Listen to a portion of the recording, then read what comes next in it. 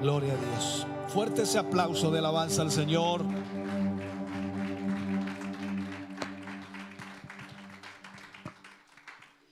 Bendito sea el nombre del Señor. Puede sentarse, mi hermano, mi hermana. Dios le bendiga. Vamos a ir a la palabra del Señor, que creo es lo más importante en el día de hoy. Y vamos a leer de ella. Vamos a tomar la palabra de Dios para ser bendecidos en el día del Señor o en el día de hoy a través de la presencia de Dios en su palabra. Hemos estado estudiando Apocalipsis y que por supuesto todos los hermanos en casa están siguiendo esta temática, algunos de ellos con mucho entusiasmo, otros no tan entusiasmados, pero ha ido de a poco cada hermano tomando por supuesto la información que vamos entregando a través de cada capítulo y a través de cada segmento que vamos tomando. En el día de hoy vamos a entrar al capítulo 12, vamos a tomar desde el versículo 1 al versículo 6 y vamos a hablar acerca de la mujer y el dragón en su primera parte. La mujer y el dragón. Por lo tanto, pido que usted busque ahí en su Biblia, capítulo 12 del libro de Apocalipsis, versículo 1 al 6. Leemos la palabra del Señor y lo hacemos en el nombre de nuestro Señor Jesucristo. Dice: apareció en el cielo una gran señal, una mujer vestida de sol, con la luna debajo de sus pies y sobre su cabeza una corona de 12 estrellas. Y estando encinta, clamaba con dolores de parto en la angustia del alumbramiento. También apareció otra señal en el cielo. He aquí un gran dragón escarlata que tenía 7 cabezas y 10 cuernos, y en sus cabezas 7 diademas, y su cola arrastraba la tercera parte de las estrellas del cielo y las arrojó sobre la tierra. Y el dragón se paró frente a la mujer que estaba para dar a luz, a fin de devorar a su hijo tan pronto como naciese. Y ella dio a luz un hijo varón, que regirá con vara de hierro a todas las naciones. Y su hijo fue arrebatado para Dios y para su trono. Y la mujer huyó al desierto, donde tiene lugar preparado por Dios, para que allí la sustenten por 1260 días. Oremos al Señor. Padre, en el nombre de Jesús, vamos ante su presencia en esta noche y le pedimos y le rogamos, Señor, que usted nos guíe al ministrar hoy su palabra. Le pedimos, Señor, que cada uno de nosotros aquí presentes podamos ser bendecidos en una forma especial, que podamos recibir, Señor, a través de su palabra todo lo que ella tiene para nosotros. En el nombre de Jesús nos ponemos en sus manos, Señor, y esperamos esa revelación de su palabra, esa instrucción, esa guía, esa dirección, Señor, para nuestras vidas. En el nombre de Jesús creemos, seremos bendecidos para la gloria de Dios. Amén y amén, Señor. Aleluya. Fuerte ese aplauso de alabanza al Señor. Aleluya. Bendito Dios. Gloria a Dios. Puede sentarse, Dios le bendiga mucho. Vamos a hablar entonces acerca de este tema, la mujer y el dragón. Esto es lo que, por supuesto, acabamos de leer desde el versículo 1 al versículo 6. La mujer vestida de sol, así también la menciona aquí el apóstol Juan en Apocalipsis 12, 1 y 2, hablando acerca de esta mujer. Debemos comenzar entonces preguntándonos nosotros, ¿quién es esta mujer vestida de sol? Ahí está la situación la cual debemos nosotros dilucidar. Pero para decidir quién es esta mujer o para poder entender quién es esta mujer, debemos observar también que en Apocalipsis tenemos otras mujeres que claramente se refieren a una entidad superior o a diferentes mujeres.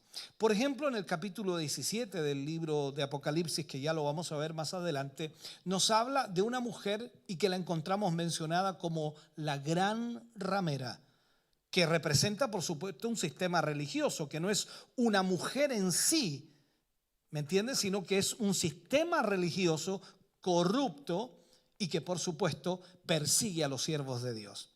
Por otro lado, en el capítulo 19, que también vamos a ver más adelante, se nos presenta a la esposa del Cordero. No se nos presenta como una mujer, pero también entendemos que no está hablando de una mujer específica, sino que allí se refiere y tiene que ver con la iglesia de Cristo.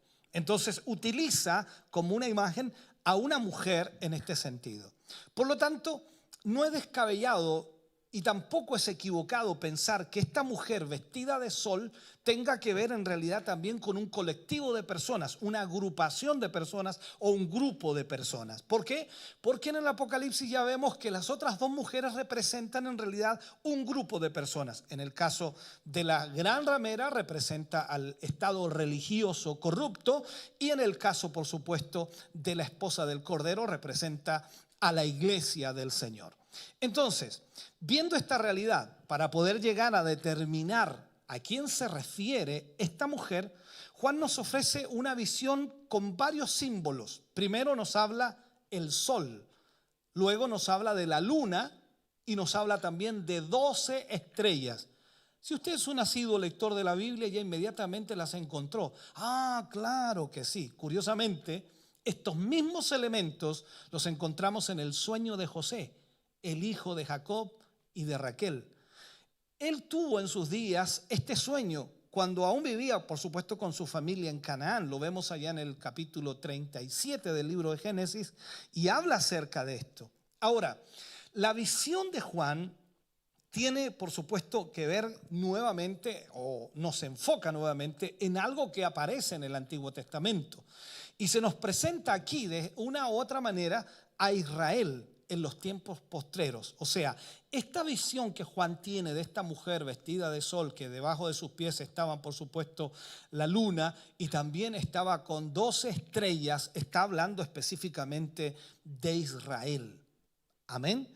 Entonces, aquí se nos presenta a este Israel en los tiempos postreros, en los tiempos finales, en este sentido, como si de algún modo volviera a resurgir en medio de las adversidades que se van a presentar. Esto concuerda perfectamente con la promesa profética que Dios hace acerca de Israel y que relaciona, por supuesto, a Israel con la existencia misma como nación. Esto se ve muy marcado en el libro de Apocalipsis. Cuando nosotros comenzamos a ver estos símbolos y comenzamos a ver que los símbolos en el Apocalipsis son usados para poder mostrarnos a nosotros lo que Dios va a hacer, con quién también lo va a hacer, entonces vemos que el Apocalipsis describe a la nación de Israel y al mismo tiempo la muestra como que va a resurgir. Y también estos símbolos son muy sugerentes. ¿Por qué? Porque lo veíamos que cuando habla Juan de esta visión, entonces está hablando de lo que tuvo José muchos años atrás y por supuesto hablando de las 12 estrellas, hablando de las 12 tribus de Israel. Por ejemplo, el hecho de que sea representada como una mujer vestida de sol, vamos analizando más, sugiere gloria, sugiere esplendor, resplandor celestial, también podríamos decirlo. Sugiere también dignidad o una posición exaltada. Detalle, por supuesto, último que viene confirmando por la alusión que hace la luna también debajo de sus pies. En ese sentido, entonces, es una mujer exaltada con mucho esplendor celestial y mucha dignidad y posición especial en este sentido. Recordemos algo, Israel fue escogido por Dios para ser su pueblo especial. Más que todos los demás pueblos de la tierra, más que todas las demás razas de la tierra, Israel fue escogido como pueblo de Dios y fue formado en cierta manera como pueblo de Dios. Recordando al patriarca Abraham, desde allí comienza Dios a formar un pueblo diferente a todos los demás pueblos de la tierra para que sea su pueblo.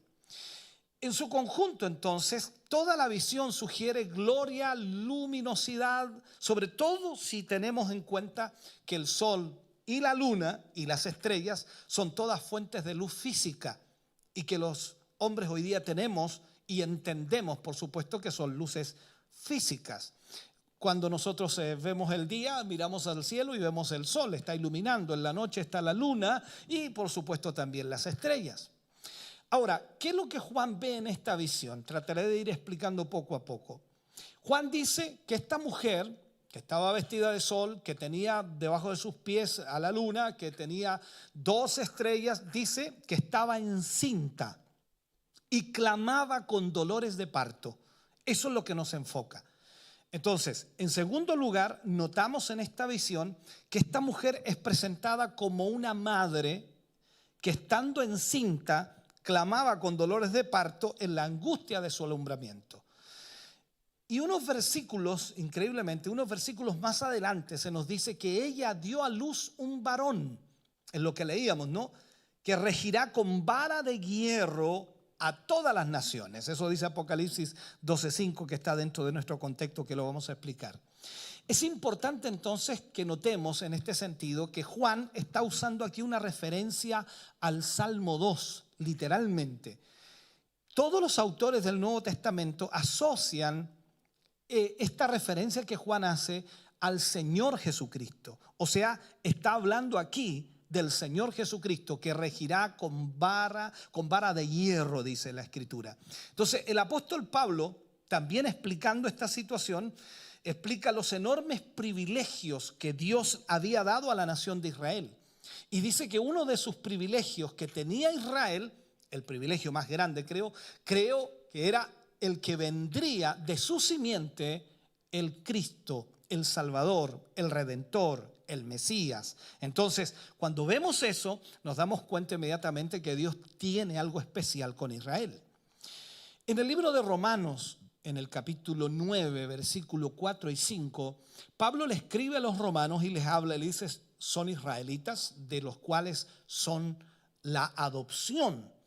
Él dice, son israelitas, de los cuales son la adopción, la gloria, el pacto, la promulgación de la ley, el culto y las promesas de quienes son patriarcas, y de los cuales, según la carne, vino Cristo, el cual es Dios sobre todas las cosas, bendito por los siglos. Amén. O sea, aquí Pablo está confirmando la tremenda bendición que tuvo el pueblo de Israel, que desde su simiente nació el Salvador. Vemos entonces que desde la antigüedad, del tiempo pasado, Dios había prometido a su pueblo Israel que aunque castigaría su pecado, que aunque constantemente estaría disciplinando su pecado, nunca se olvidaría de ellos, nunca los dejaría.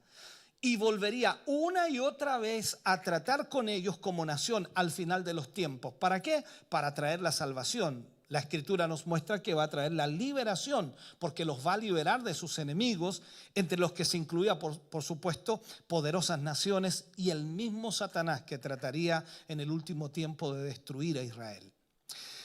Ahora, antes que Israel pudiera disfrutar esta promesa que el Señor marca en la Escritura, sería necesario que ellos mismos fueran juzgados y redimidos de Babilonia. Esto cuesta un poquito entenderlo, pero trataré de explicarlo. Cuando vamos al libro de Miqueas, capítulo 4, versículos 9 y 10, dice: ahora, ¿por qué gritas tanto? Dice, es una pregunta. ¿Por qué gritas tanto? ¿No hay rey en ti?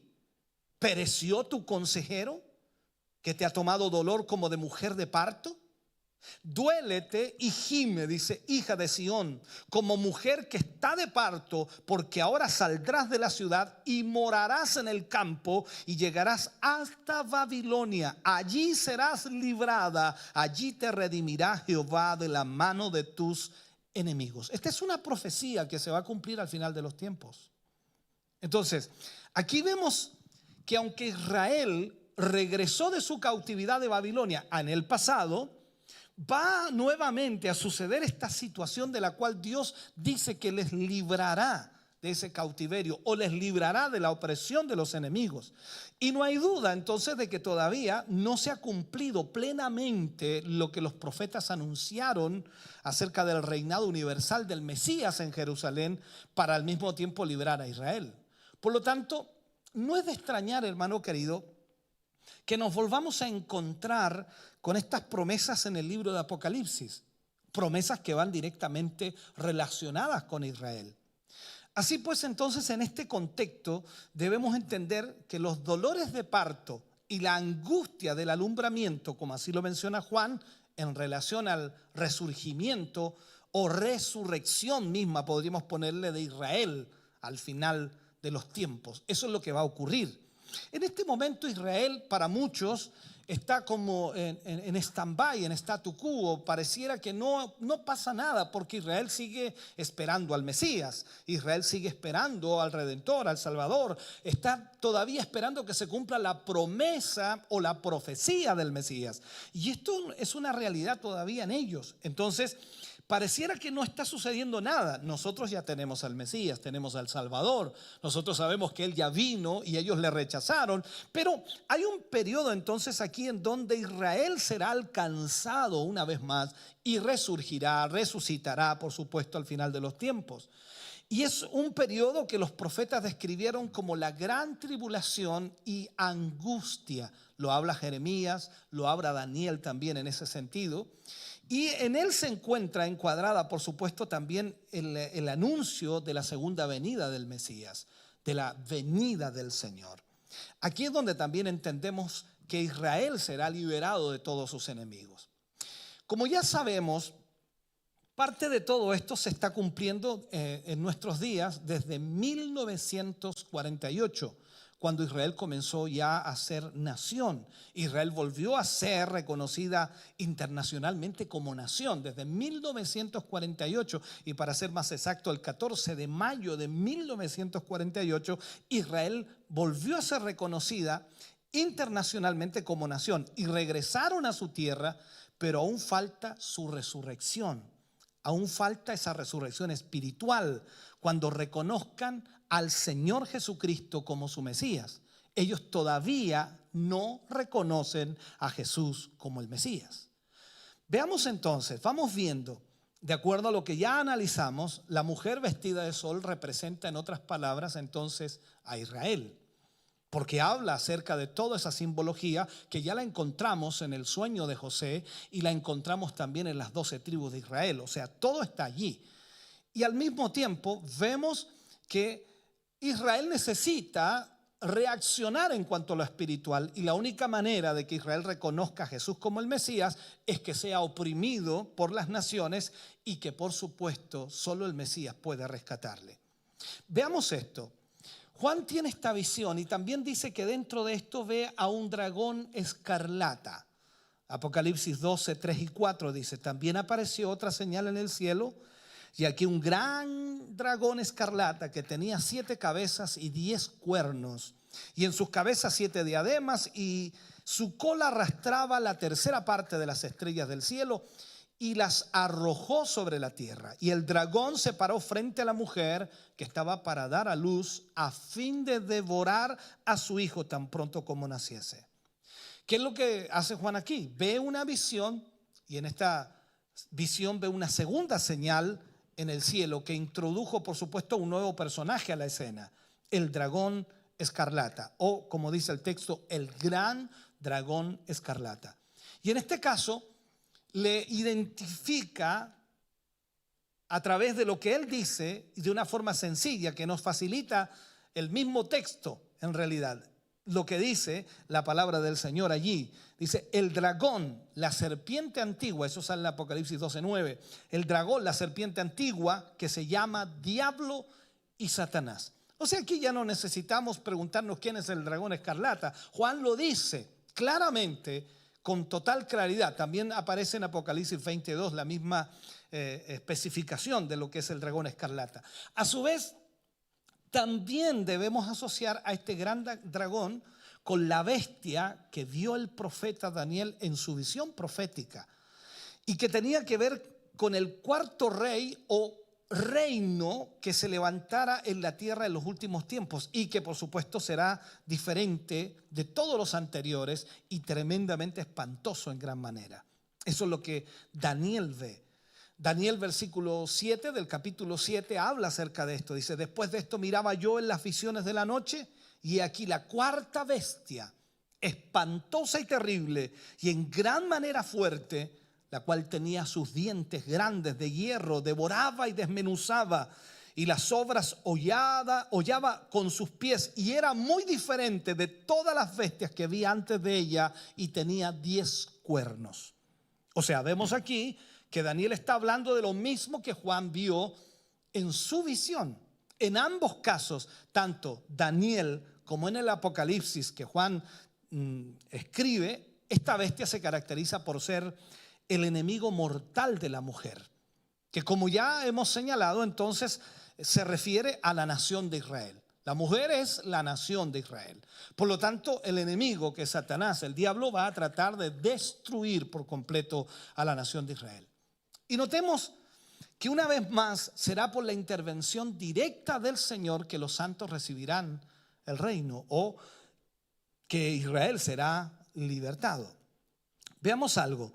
Daniel capítulo 7, versículo 21 y 22 dice: y veía yo que este cuerno hacía guerra contra los santos y los vencía, hasta que vino el anciano de días y se dio el juicio a los santos del Altísimo, y llegó el tiempo y los santos recibieron el reino.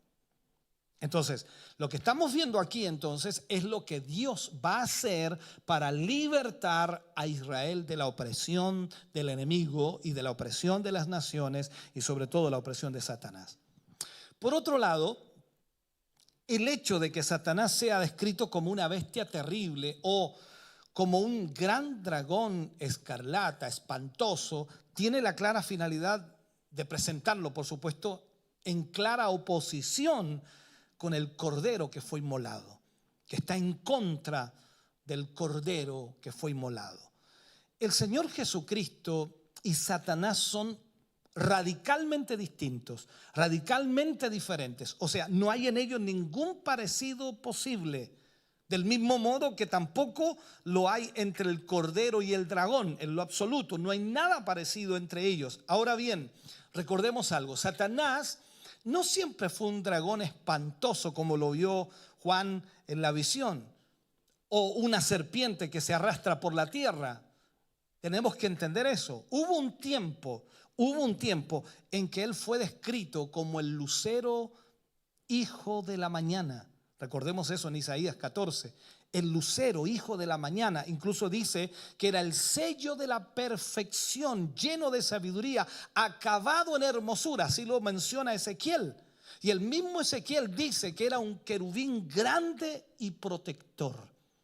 O sea, ahí inmediatamente nos cambia la visión de lo que dice Juan acerca de este gran dragón escarlata. O sea, hubo un tiempo entonces en donde Satanás fue hermoso, en donde Satanás fue perfecto, lleno de sabiduría, acabado en hermosura, querubín grande y protector. Pero ¿qué sucedió? Después de la caída, después de la rebelión que Satanás tuvo en el cielo, su belleza suprema fue desfigurada hasta extremo grotesco, en donde hoy día literalmente no hay belleza en él. Aunque la Biblia dice también que se viste como ángel de luz. Aún así, sigue conservando poder, y eso es una realidad. La Escritura lo menciona de esa forma. En todo caso, Satanás será finalmente desenmascarado y todo el mundo acabará viendo su verdadero carácter, su verdadera forma, su realidad. Ya no podrá seguir disfrazándose como ángel de luz, porque será totalmente presentado al mundo tal como él es. Aunque lo más trágico de todo esto, y quizás lo que más confunde un poco esto, porque el libro de Apocalipsis habla acerca de eso, será que aún sabiendo cómo es Satanás, aún sabiendo la realidad de Satanás, los moradores de la tierra rendirán culto a él. Eso es increíble. Y hoy día vemos también un poco de eso, ¿no? Cómo el satanismo ha crecido, cómo la vulgaridad misma de toda aquella religión satánica está apoderándose de tanta gente hoy día. Bueno, en cuanto a la descripción que Juan hace de Satanás, notamos en primer lugar que es un dragón escarlata. O sea, es decir, rojo fuego, así se le llama al escarlata, un rojo fuego, como el color de la sangre. Y es sediento de sangre, desea eliminar, por supuesto, al hijo de la mujer cuando nazca. Y ahí está esperando para que cuando nazca el hijo de la mujer lo pueda devorar. Y más adelante, al mismo tiempo, devorar a los descendientes de la mujer. En esto, hermano querido, es idéntico a la gran ramera, que también, por supuesto, aparece vestida de escarlata, ebria, dice la Escritura, ebria de la sangre de los santos y de los mártires de Jesús. Eso aparece en Apocalipsis 17, 4 al 6. También se nos dice que este dragón escarlata tenía 7 cabezas y 10 cuernos, lo que sugiere tanto inteligencia como poder. Además, la presencia de los 10 cuernos nos permite asociarlo con la terrible bestia que vio el profeta Daniel en el capítulo 7, versículo 7, y con la bestia que surgirá del mar un poco más adelante, de acuerdo a Apocalipsis 13:1. Vamos a tener mucha información después de eso, ¿no? En sus cabezas tenía 7 diademas como símbolo de autoridad. Otro detalle interesante que marca Juan es que el dragón no viene solo, sino que con su cola, dice, con su cola arrastra la tercera parte de las estrellas del cielo y las arroja sobre la tierra. Ahora, nosotros nos comenzamos a imaginar que son, ¿cierto?, estrellas, pero en realidad debemos ir a la palabra de Dios. La cita se corresponde con lo anunciado increíblemente por el profeta Daniel, allá en el libro de Daniel capítulo 8, versículo 10. Ahora bien, aquí tenemos un ejemplo cómo un mismo elemento puede simbolizar distintas cosas. Aquí es donde tenemos que tener mucha cautela en nosotros, apresurarnos a decir algo. Entonces, recordamos que al comenzar este capítulo vimos 12 estrellas que simbolizaban a las tribus de Israel, o sea, a las 12 tribus de Israel. En este sentido, mientras que ahora estas estrellas necesariamente no significan o tienen un significado diferente. Para interpretarlo correctamente tenemos que observar entonces lo que el propio texto nos dice. Como siempre lo he dicho, cuando nosotros estudiamos Apocalipsis, no debemos ir a un libro a buscar la información, o a otro libro, perdón, sino que debemos buscarlo en la misma palabra de Dios, porque la misma palabra de Dios tiene la respuesta. Cuando vamos a Apocalipsis capítulo 12, versículo 7, dice: Miguel y sus ángeles luchan ¿contra quién? Contra el dragón. ¿Quién es el dragón? El dragón escarlata. Y luchan el dragón y sus ángeles. O sea, ¿qué nos está diciendo Juan? Que esas estrellas, o la tercera parte de las estrellas que arrastró con su cola, no son estrellas en sí, sino son ángeles. Y aquí lo dice en esta lucha. Por lo tanto, parece razonable entonces asociar la tercera parte de las estrellas del cielo con este ejército que acompaña al dragón en la batalla contra Miguel y sus ángeles. Quizá también se trate, por lo tanto, de los ángeles que cayeron con Satanás cuando éste se rebeló contra Dios. Ahora lo que vemos es que estas huestes celestiales son arrastradas por el dragón hacia la tierra o a la tierra. Un poco más adelante veremos que es Dios quien arroja del cielo a la tierra a este dragón, de acuerdo a Apocalipsis 12:9. Ambas cosas son ciertas, aunque quizá el énfasis que encontramos ahora está puesto en la seducción maligna del dragón que esclaviza a los ángeles caídos para que le sigan en su destino, para que le ayuden en lo que quiere hacer en contra de Israel o en contra del pueblo de Dios. Su nuevo destino en la tierra implica su degradación, y así lo menciona también Juan, o sea, lo muestra a través de la visión que tuvo, y la pérdida de su carácter celestial, porque ya no es un ángel de luz, sino que ahora es un dragón escarlata. Es horrible entonces. En todo caso, aunque desde la entrada del pecado en el huerto de Edén, mirando hacia atrás en el principio de la Escritura, ha sido un escenario importante de la actividad diabólica. Desde el principio del mundo ha aparecido Satanás en todo lugar y ha estado constantemente presente y con una actividad diabólica por todas partes. Entonces, con la llegada de este ejército de ángeles caídos, su actividad se verá incrementada enormemente y notablemente en el mundo. Si ahora en este momento nosotros lidiamos con brujería, hechicería, cartomancia, budismo, hinduismo y lidiamos con una cantidad de situaciones de brujería, ya sea tierra de cementerio, huesos y todo ese tipo de cosas, sacrificios y todo lo que usted pueda saber y entender de eso, no voy a ponerme a hablar más de eso. Imagínense en ese momento cuando venga esta batalla en donde todos los ángeles caídos estarán luchando contra los ángeles que Miguel tiene. En esta palabra, una lucha tremenda. El poder satánico se desatará totalmente sobre el mundo. Y eso es parte del plan de Dios también. O sea, dentro de esto debemos entender que los juicios de Dios son parte de todo lo que va a ocurrir en la gran tribulación. Ahora, nos encontramos, hermano querido, que este poderoso y malvado ser tiene como principal objetivo en esta tierra acabar con el hijo de la mujer. Esa es la prioridad que él tiene, acabar con el hijo de la mujer. Y el dragón, dice, de acuerdo a lo que dice la Biblia, se paró frente a la mujer que estaba para dar a luz a fin de ¿qué? De devorar a su hijo tan pronto como naciese. El objetivo de la furia satánica es el Mesías de Dios. Satanás está enfurecido con Cristo. ¿Me está escuchando? Y en este sentido, entonces, si al estar enfurecido con Cristo, también está enfurecido con nosotros que tenemos a Cristo.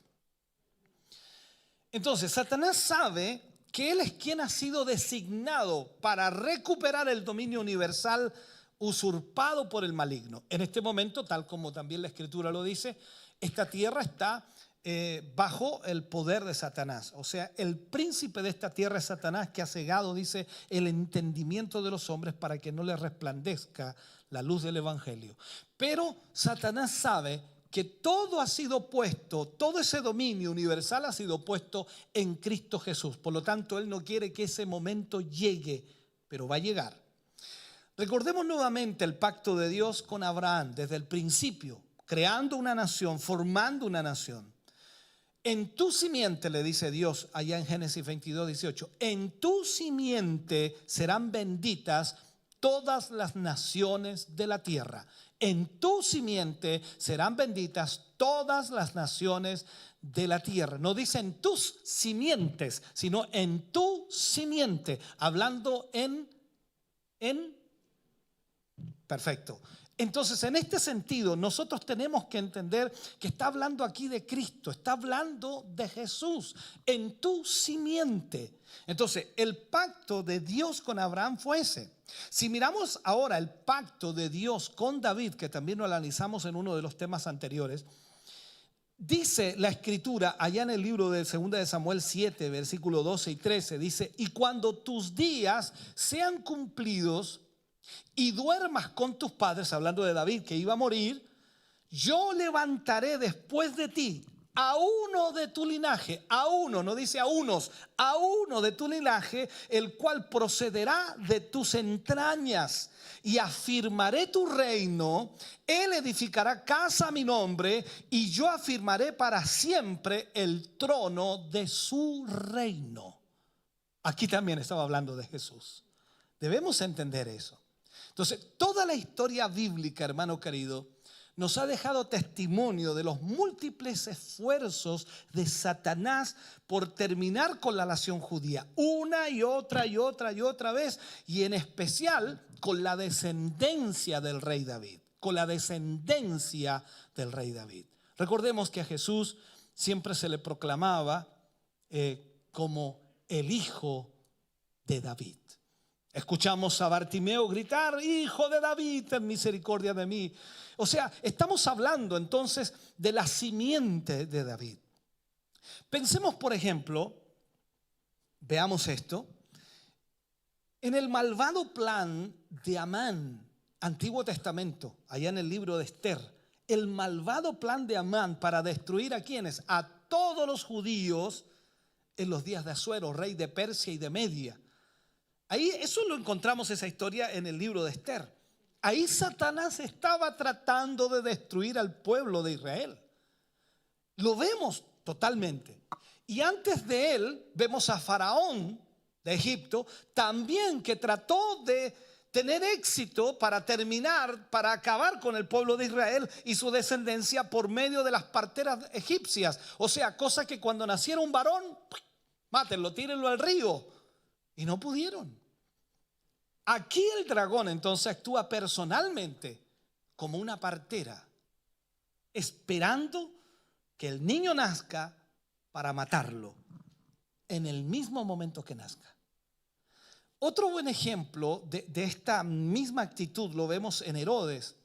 Su furia, esa furia asesina por matar al rey de los judíos que había nacido. Recordemos que los magos o adivinos que vinieron a ver y siguieron la estrella dijeron: hemos venido a ver al rey que ha nacido. Y Herodes era rey. Entonces dijo: no puede haber otro rey que yo. Y mandó a matar a todos los niños que habían nacido de 0 a 2 años. Los mataron a todos.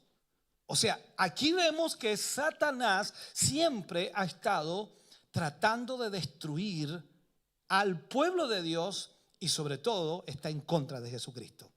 Ahora, con todo esto, Satanás estaba tratando de impedir el nacimiento anunciado del descendiente de Eva, porque cuando vamos al libro de Génesis capítulo 3 versículo 14 y 15 habla también de eso. Eva, el descendiente de Eva, en este caso la simiente de Eva, aplastaría la cabeza de la serpiente. Aplastaría la cabeza de la serpiente. Entonces, de aquí proviene la enemistad entre Satanás y el descendiente prometido a Eva, que no sería entonces simplemente marcando la Biblia, sería Jesucristo, el descendiente, nuestro Señor Jesús, el Mesías de Dios, y aquí también tenemos que decir el Mesías de Israel. Entonces vemos toda esta historia que es fascinante. Discúlpeme si hablo muy rápido, yo tengo todo claro aquí, pero a veces yo me pongo, disparo para todos lados, me disculpan. Viendo otro enfoque, vemos que aquí la mujer iba a tener, ¿qué cosa? A ver si se dio cuenta usted. ¿Qué iba a tener la mujer? Dígalo fuerte. Un hijo. No dice no era una hija, es un hijo varón. De acuerdo a Apocalipsis 12:5 dice: y ella dio a luz un hijo varón que regirá con vara de hierro a todas las naciones, y su hijo fue arrebatado para Dios y para su trono. Esto me fascina. O sea, ¿qué pasó? Finalmente el niño nació a pesar de los implacables esfuerzos de Satanás para impedir el nacimiento de él. ¿Qué sucede? Israel dio a luz en esta profecía, es lo que estamos viendo. Israel dio a luz, ¿a quién? Al Mesías, descendiente de Abraham y descendiente de David. Recordemos que el libro de Mateo capítulo 1 versículo 1 comienza a hablar de la descendencia, ¿cierto?, de Abraham, 14, la descendencia de David, 14, o sea, todo está ahí. Aunque el profeta Isaías increíblemente describe a este niño con claros atributos divinos. Lo habla Isaías 9:6, dice, porque un niño nos es nacido, hijo nos es dado, y el principado sobre su hombro, y se llamará su nombre admirable, consejero, Dios fuerte, Padre eterno, príncipe de paz. ¡Wow! Yo creo que cuando Isaías escribió esto o habló de esto, el diablo estaba furioso. Bendito Dios. Ahora bien, como ya hemos comentado anteriormente, parece que el cumplimiento definitivo de este anuncio no se completó en la primera venida del Mesías, porque Jesús vino, pero este cumplimiento no se concretó, sino se concretará ¿cuándo? En la segunda venida. Como vemos, hermano querido, en este pasaje, el énfasis está puesto en un hijo varón que regirá con vara de hierro a todas las naciones. O sea, en esta ocasión no vendrá a morir por los pecados, sino vendrá a reinar sobre todo el mundo. Más adelante en Apocalipsis veremos la misma expresión, justo en el momento en que el Señor regresa a este mundo victorioso para reinar. Es extraordinario allí. Eso lo vamos a ver en Apocalipsis 19:15. Por allí dice, de su boca sale una espada aguda, dice, para herir con ella a las naciones. Y él las regirá con vara de hierro, y él pisa el lagar del vino del furor y de la ira del Dios Todopoderoso. Entonces, si vemos esto, recuerde usted que yo le dije que había sido tomado esto del Salmo 2, cuando David escribe. ¿Y qué dice en el Salmo 2 David? En uno de los versículos, capítulo 2, versículo 9 del Salmo 2 de David, dice, los quebrantarás con vara de hierro, como vasija de alfarero, los desmenuzarás. Está hablando de la profecía del final de los tiempos. Entonces, si leemos con atención el capítulo, veremos que en la primera parte los príncipes y reyes de la tierra se levantarán unidos contra el ungido del Señor, rechazando su gobierno. Esto tuvo su cumplimiento durante la primera venida del Señor. Sin duda lo rechazaron. Lo rechazaron de tal manera que lo crucificaron. Tal como lo interpretaron los apóstoles. Los apóstoles hablaron acerca de eso. Pero la actitud de los hombres no cambia en lo absoluto. Sigue siendo de la misma manera. Y aún así, aunque la actitud de los hombres no cambia, no pueden impedir que los planes de Dios se cumplan. Así que el salmista viene y escribe ahí en el Salmo capítulo 2, versículos 4 y 6, dice, el que mora en los cielos se reirá. Miren lo que dice, el que mora en los cielos se reirá. El Señor se burlará de ellos. Luego hablará a ellos en su furor y los turbará con su ira. Pero yo he puesto mi rey sobre Sión, mi santo monte. O sea, Dios está hablando aquí que se va a reír de los moradores de la tierra, se va a burlar de ellos, hablará hacia ellos con furor y los turbará con su ira. Y aún así cumplirá su propósito y dice, yo he puesto a mi rey sobre Sión, o sea, pondré a Jesús sobre Sión en mi santo monte. O sea, no hay forma de detener eso, hermano querido. Finalmente Dios entonces gobernará las naciones, pero lo hará con vara de hierro. No será como cuando vino la primera vez, con vara de hierro, lo que nos sugiere firmeza. Sino también, hermano querido, nos sugiere que será un gobierno impuesto, porque las naciones no lo querrán aceptar de buena voluntad. O sea, las naciones no querrán ser gobernadas. Hoy día usted sabe lo que pasa, ¿no?, en los gobiernos. Todos los gobiernos quieren gobernar, quieren mandar, quieren ordenar, quieren tener sujeto a todo el mundo. Bueno, vendrá el Señor Jesús y les enseñará lo que es mantener sujeto a la gente. Esa es la realidad. A pesar de todas las circunstancias adversas con las que Cristo, con las que el Señor Jesús se encontró cuando Él vino la primera vez al mundo, Dios mismo intervino, contribuyendo de alguna manera en el soberano o supremo propósito de Dios, y lo va a sentar juntamente con Él en su trono. Esa es la realidad. Bueno, lo dije en tiempo presente, pero está en el tiempo futuro, pero está en el tiempo presente. Él está sentado hoy en el trono de Dios. Por eso cuando dice la Escritura y en el versículo que leíamos, cuando el Hijo nació, dice que fue tomado y el Hijo fue arrebatado para Dios y para su trono. Usted y yo sabemos que Jesús ascendió a los cielos. Y podemos decir abiertamente que Él fue arrebatado a los cielos. Se lo llevó el Señor. ¿Y a dónde se lo llevó? A su trono. Esa es la realidad bíblica. Entonces, esto hace referencia, hermano querido, este versículo, a la exaltación de Cristo. Él está a la diestra y a la majestad de Dios en las alturas. Después de su resurrección y su ascensión, ahora Él está en el trono de Dios. Así lo dice la Biblia, y está intercediendo por nosotros.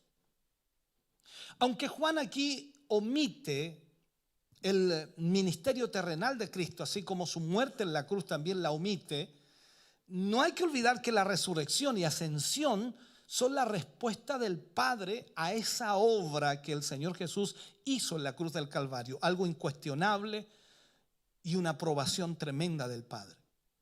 Recordemos que Jesús no resucitó, Dios lo resucitó, Dios lo levantó de entre los muertos. Eso es lo que dice la Escritura. Es importante, hermano querido, que nos demos cuenta de que el arrebatamiento del Hijo para ser llevado al cielo no tenía el propósito de escaparse de la hostilidad de Satanás. No es que Dios se lo haya llevado a Jesús para que Satanás no lo destruyera. Quiero que entienda esto. Sino tenía la finalidad de ocupar el puesto que legítimamente le corresponde como gobernador supremo del universo. Como gobernador supremo del universo. Además, dejaría constancia que Satanás no tiene ninguna capacidad para estorbar el cumplimiento de los propósitos eternos de Dios. O sea, si usted ha escuchado alguna vez de que no, es que el poder de Satanás puede, ¿cómo podríamos llamar la frase, no? Puede a lo mejor distorsionar el propósito de Dios, puede complicar el propósito de Dios, puede estorbar al propósito de Dios. Con esto nosotros nos damos cuenta que no hay nada que estorbe al propósito de Dios. Se cumplirá tal cual como está escrito al pie de la letra. Dios será fiel en su palabra. Y déjame terminar con el último punto, que es extenso, pero sí importante terminarlo. ¿Qué es lo que hace la mujer después de que tiene a ese niño? Dice que huye al desierto. Huye al desierto. Apocalipsis 12:6 dice: y la mujer huyó al desierto donde tiene lugar preparado por Dios. O sea, Dios le preparó un lugar para que allí la sustenten por 1260 días. Eso es lo que dice el último versículo que leíamos. O sea, este versículo, incluso el versículo anterior, hacía referencia a la ascensión del Señor hacia el cielo, y es un hecho histórico que tuvo lugar hace 2000 años atrás, poco más en realidad. Ahora Juan, ¿qué es lo que hace? Es trasladado al futuro. O sea, habla de la ascensión de Cristo, el niño que nace y que es arrebatado por Dios para llevarlo al cielo, para que esté en el trono. Perfecto, entendemos, y eso está hablando 2000 años atrás. Pero ahora Juan se va al futuro, en donde ve nuevamente a la nación de Israel bajo la figura de una mujer huyendo al desierto. Una mujer huyendo al desierto. Es evidente que ante el fracaso del dragón por destruir al hijo varón de la mujer, ahora va a intentar acabar con la mujer. sabiendo que Dios todavía tiene importantes planes para ella en el futuro.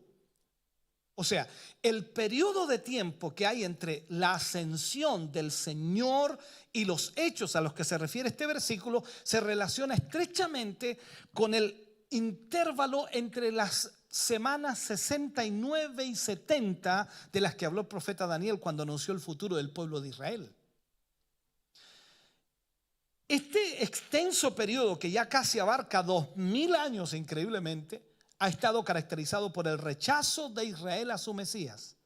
O sea, Israel hasta el día de hoy sigue rechazando que Jesús es el Mesías. Y esto es una realidad. Yo he hablado con cientos de judíos que ellos consideran a Jesús un profeta. El profeta. Excelente profeta, pero no es el Mesías. O sea, estamos hablando de eso. Usted y yo sabemos que Jesús es el Mesías y Jesús es el Salvador y Jesús murió en la cruz y Jesús resucitó de entre los muertos. Él pagó por el precio del pecado de toda la humanidad, incluso de Israel. Entonces, en este sentido, ellos no creen. Por eso, entonces, voy tratando de enfocarle. Cuando Israel rechaza al Mesías, da lugar entonces a la formación de la iglesia, el pueblo de Dios insertado de carácter fundamentalmente gentil. O sea, nosotros no somos judíos, somos gentiles. ¿Ya? Entonces, nosotros somos injertados en el pueblo de Dios para ser salvos por la gracia de nuestro Señor Jesucristo. Pero eso no quiere decir que Dios ha olvidado las promesas que durante todo el Antiguo Testamento había hecho a Israel por medio de sus profetas. Dios no ha olvidado esas promesas. Dios sigue manteniendo esas promesas para Israel. Entonces, Él sigue anunciando un tiempo final de restauración y de bendición para Israel. El mismo apóstol Pablo habló de ello reconociendo por un lado la incredulidad de Israel, pero volviéndose a hacer eco de lo dicho, por supuesto, por los profetas de la antigüedad. Él habla en el libro de Romanos, capítulo 11, versículo 25 al 27, y dice: porque no quiero, hermanos, que ignoréis este misterio, para que no seáis arrogantes en cuanto a vosotros mismos, que ha acontecido a Israel endurecimiento en parte hasta que haya entrado la plenitud de los gentiles. Y luego todo Israel será salvo, como está escrito. Vendrá de Sión el libertador. Y ahí nos hace eco los versículos que decíamos: y pondré a mi santo en Sión. Entonces, vendrá de Sión el libertador, que apartará de Jacob la impiedad, y este será mi pacto con ellos cuando yo quite sus pecados. Notemos entonces que aquí el apóstol afirma que habrá un tiempo en que Israel será salvo y sus pecados serán perdonados. Pero esto no ocurrirá ¿hasta cuándo? Hasta que haya entrado la plenitud de los gentiles. O sea, todos los gentiles que han creído en el Señor Jesucristo, cuando hayan entrado, ¿a dónde tendrán que entrar? Y ahí viene la otra pregunta: ¿y dónde tienen que entrar? A su reposo. ¿Y dónde es el reposo? En el cielo. O sea, cuando ya nosotros estemos arriba, entonces Dios tratará con Israel. Aunque hay muchos que dicen que no será así. Bueno, es el problema de ellos, ¿no? La Biblia lo dice. Ahora, en el contexto de la carta a los romanos vemos con claridad la plenitud de los gentiles. Tiene que ver con el periodo de la iglesia de mayoría gentil. Porque la iglesia gentil hoy día no está con judíos. Los judíos siguen creyendo en Jesús como un profeta y no como el Mesías. Pero después de esto, entonces Israel volverá a tomar protagonismo nuevamente en los planes de Dios una vez que los gentiles entren, coincidiendo por supuesto con el regreso a Sión del libertador, quien perdonará sus pecados. Y claro está que esto no puede ser otro que el Señor Jesucristo. Él volverá y Él es el que perdonará a Israel. Por lo tanto, en ese periodo final de la historia al que se refiere aquí el autor de Apocalipsis, está hablando en realidad del momento de salvación para Israel. Apocalipsis ya ha hecho referencia anteriormente al periodo de 3 años y medio. Recordemos Apocalipsis capítulo 11, versículo 1 al 3. Y en esa ocasión vimos también que el templo en Jerusalén volvía a estar en pie y que 2 testigos de Dios, de acuerdo a lo que ya estudiamos, daban testimonio allí durante 1260 días, o lo que es lo mismo en realidad de que 3 años y medio. Pero al acabar ese periodo, la bestia sube del abismo, dice, hace guerra contra ellos y los mata. Es seguramente en ese momento cuando comienzan los 3 años y medio últimos, o sea, los últimos 3 años y medio, porque recordemos esto, que hay un pacto palestino, y que un hermano me hacía una pregunta en la tarde, que todo el mundo está pidiendo paz en el Medio Oriente, y claro, pareciera que va a haber paz. Hemos escuchado durante muchos años que hay paz, se dan la mano allá en Estados Unidos, se dan la mano por allá, se sacan fotos, pero la cosa no llega nunca a la paz. El asunto es que no va a venir la paz mientras estemos nosotros aquí, no porque nosotros detengamos la paz, sino que hay que entender, ya está en acción, el misterio de la iniquidad, dice, más hay alguien que al presente lo detiene, mas cuando éste a su vez sea quitado de en medio, entonces se manifestará aquel inicuo, aquel hombre abominable que el Señor matará con el resplandor de su venida, hablando del anticristo. Mientras el anticristo no se manifieste, no habrá paz en Medio Oriente. Él es el que traerá la paz al Medio Oriente, y él pondrá un pacto palestino, que así se le llama, que son 7 años de paz. Ese pacto se firmará y todo el mundo estará feliz y contento, pero a los 3 años y medio ese pacto se romperá, y estamos hablando de esta realidad. Se romperá, y en ese momento entonces el anticristo perseguirá a Israel, y todas las naciones del mundo se levantarán en contra de Israel. 3 años y medio de persecución a Israel. Hay mucha gente que dice que eso no va a suceder, que Israel, pero es lo que dice la Biblia. Entonces, en esto coincide con muchos otros textos del Antiguo Testamento que revelan que la nación de Israel enfrentará días muy difíciles antes de ser bendecida por Jehová. Incluso el mismo Señor Jesucristo decía: rogad que vuestra huida no sea en invierno. Ay de aquellas que estén encintas en aquellos días. O sea, a esto hay que sumar, por supuesto, el propio testimonio de nuestro Señor Jesucristo, que describió estos días como gran tribulación, cual no la ha habido desde el principio del mundo hasta ahora, ni la habrá jamás. O sea, esa tribulación que habrá, no existirá ninguna otra como esa. Sin embargo, durante todo ese tiempo final de angustia para Israel, Dios mismo seguirá preservando a su pueblo. La protección de Dios estará sobre su pueblo, y eso no es raro. ¿Por qué? Porque recordemos qué es lo que hizo Dios con su pueblo en el desierto, qué hizo Dios con su pueblo en Egipto, qué ha hecho Dios con su pueblo en cada lugar donde ha estado. Lo ha protegido, lo ha guardado. Entonces no es nada extraño. Veamos lo que dice nuestro texto. Y la mujer huyó al desierto, donde tiene lugar preparado por Dios. La alusión al desierto aquí trae muchos recuerdos inmediatamente a los israelitas. Por un lado, fueron protegidos y guiados por Dios en el desierto durante 40 años después de que salieron de Egipto. También fue el lugar en donde fueron probados y disciplinados, en el desierto. Fue en el desierto donde Juan el Bautista llamó al pueblo de Israel para prepararse ante la inminente llegada de su Mesías.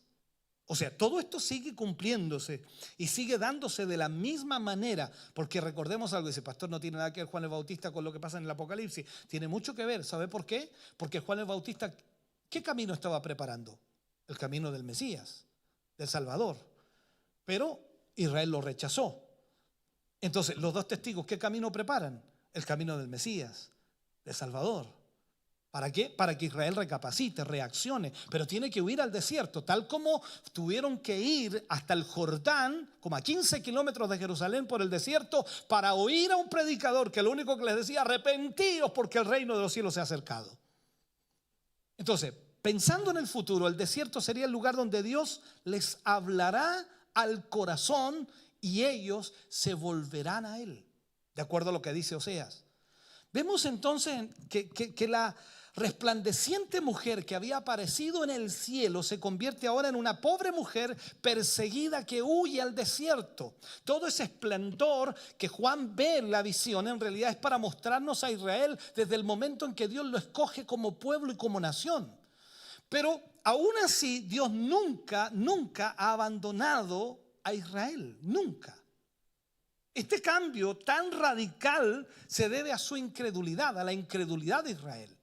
Entonces, sigue manteniendo Dios con su nación una estrecha relación, pero aquí habla de disciplina. Es la esperanza de que Israel se vuelva de sus malos caminos y vuelva al Señor.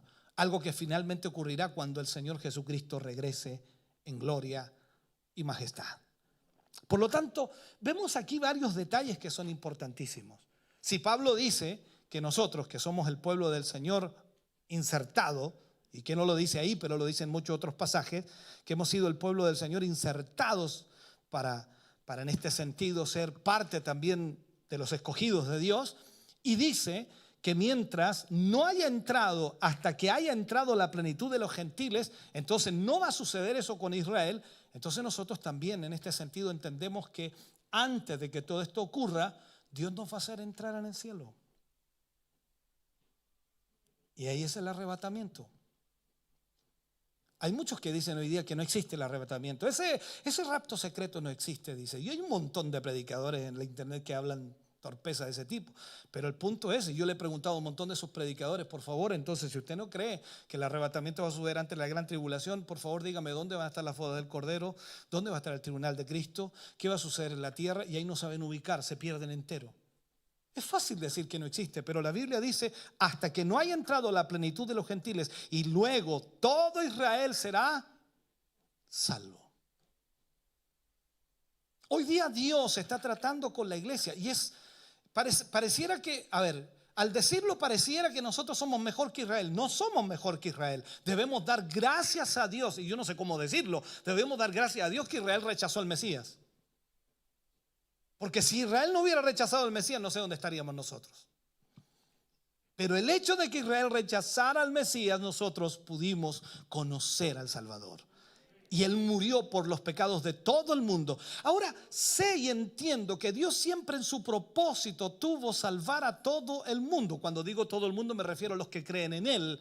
En ese sentido lo digo. ¿Por qué? Porque la Biblia dice que Dios desea que todos procedan al arrepentimiento. Por lo tanto, cada persona que cree en el Señor Jesucristo y se arrepiente es salvo. Esta es la realidad. Por lo tanto, tenemos muchas cosas que aprender a través del libro de Apocalipsis, y que no es un libro vetado, no es un libro tampoco complejo, difícil, sino que tenemos que encontrar en la misma palabra las respuestas para estas revelaciones que Dios le entregó a Juan. Y todo está allí. Solo basta buscarlo. Amén.